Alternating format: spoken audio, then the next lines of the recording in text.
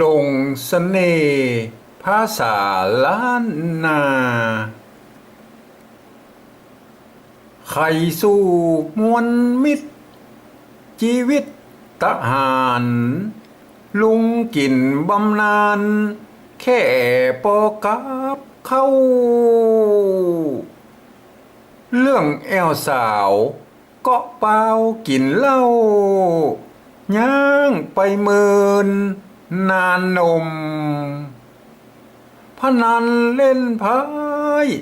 สำหายล่มจมหงหวยระทมเลิกหมดเลิกเสียง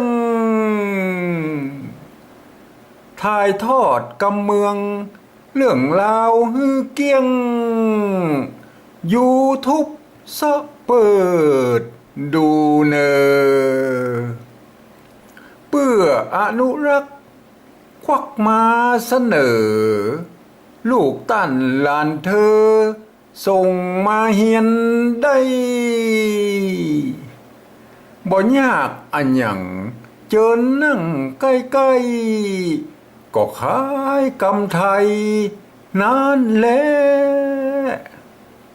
พิมพ์ตัวเดียวกันเพียงลั่นข้อแม้กดเกณฑ์เอียงแก้ตื่นดูส่วนระบบนั้นล้านนาสุดหรูยกสัดพันตูเสียงลู่อ่อนอ้อยเสน่ห์ลุ่มหลงคงมีบ่อน้อย